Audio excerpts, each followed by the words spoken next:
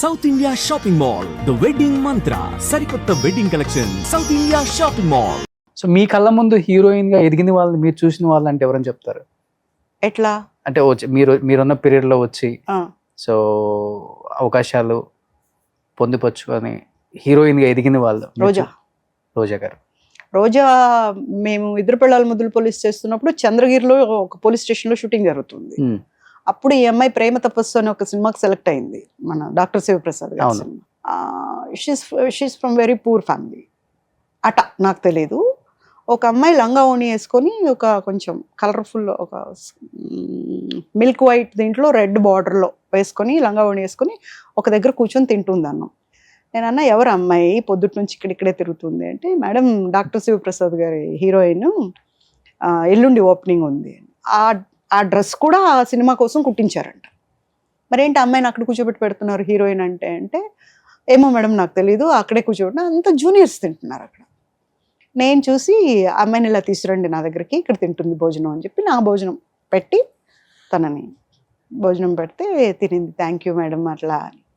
She became big heroine. And ఒక స్థాయికి వచ్చా కూడా ఇప్పుడు కూడా నాకు అంతే మర్యాద ఇస్తుంది. తర్వాత టూ మెనీ కాంట్రవర్సీస్ విన్నా కూడా నా వరకు నన్ను అలాగే చూస్తుంది. ఓకే, అప్పుడు ఆ అమ్మాయి ఎదిగింది. I was very happy. అంటే కష్టపడి వచ్చిన తర్వాత అవకాశాలు రావటం చాలా కష్టం. నేను వచ్చాను, నాకు చేయాలని ఇంట్రెస్ట్ ఉంది, కానీ అన్నిటికీ అడ్జస్ట్ అయ్యే మనస్థితి లేదు. ఇప్పుడు ఇంకోటి చెప్తారు, ఒకటి చేయాలంటే ఒకటి పోగొట్టుకున్నా పర్లేదు, అది కాదు చెయ్యాలి అని అంత అయినా కూడా ఎక్కడో కొట్టి అది దానికి ఎస్ చెప్పలేకపోయాను నేను. ఓకే, ఇప్పుడు నేను మిమ్మల్ని పొగిడితే నాకు అవకాశాలు వస్తాయి, నేను పొగడను. ఎందుకు పొగడాలి? వాయ్, మీలో అలాంటి స్టఫ్ ఉంటే నేను పొగుడతా, లేకపోతే ఎందుకు పొగుడు? స్టఫ్ ఉండి పొగిడిన వాళ్ళు ఎవరైనా ఉన్నారా? నేను ఇంతవరకు లేరండి. హీరోని కూడా మనము డాక్టర్ సినారే గారు ఒక మాట చెప్పారంట, బాగా ఫేమస్ అయిపోయి ఉంటారు చూడండి, అలాంటి వాళ్ళని ఎప్పుడు దగ్గరగా వెళ్ళకూడదంట. కళల్లో కానీ లేకపోతే దూరంగా కానీ ఉండే మాట్లాడాలంట. అంటే ఆరాధించాలి అంతే, దగ్గరికి వెళ్తే ఒరిజినాలిటీ తెలిసిపోద్ది. ఓకే, ఇలా ఒక ఆర్టిస్ట్ దగ్గరికి వెళ్ళాడంట ఒక అతను, వీరాభిమాని, బొట్లు పళ్ళు పంపటం, కిలోలు నెయ్యి పంపటం, స్వీట్లు పంపటం, అవన్నీ తీసుకుంటున్నారు బాగానే ఆర్టిస్ట్. ఆ ఆర్టిస్ట్ దగ్గరికి ఇతను వచ్చినప్పుడు నేను అని చెప్పాక ఆయనకేం పనిలేదా, ఏ టైంలో రావాలో తెలియదా నీకు, పెద్దబ్బాయి అనేస్తారు. ఇంటికి వెళ్ళిపోయి నేను ఆరాధించే ఆర్టిస్టేనా ఇదేనా, నేను ఇది ప్రత్యక్షంగా చూసా. ఓకే, రాజమండ్రిలో కొని నేను భరించలేనండి ఈ బాధ అని చెప్పి ఏడుస్తున్నాడు. అప్పుడు ఈ టాపిక్కి ఆయన చెప్పారంట సినారే గారు, ఎప్పుడు కూడా ఇష్టపడిన వాళ్ళకి ఎప్పుడు దగ్గరగా వెళ్ళి చూడకు, దూరంగా ఉండే ఆరాధించు, అదే కరెక్ట్. సో అలాంటి దగ్గరికి వెళ్తే ఒరిజినాలిటీ తెలిసిపోద్ది, రంగులు బయట. ఇంకోటి కూడా ఉంటుంది, బాగా అలసిపోయి వచ్చి ఉండొచ్చు, లాంగ్ దీని నుంచి వచ్చి ఉండొచ్చు అవుట్డోర్ నుంచి. ఆ టైంలో ఇంక ఇంట్లోకి వెళ్ళి నిద్రపోదాము, స్నానం చేసి పడుకుని పోదాము అనే టైంలో వచ్చినా ఇరిటేషన్ అనేది వస్తుంది.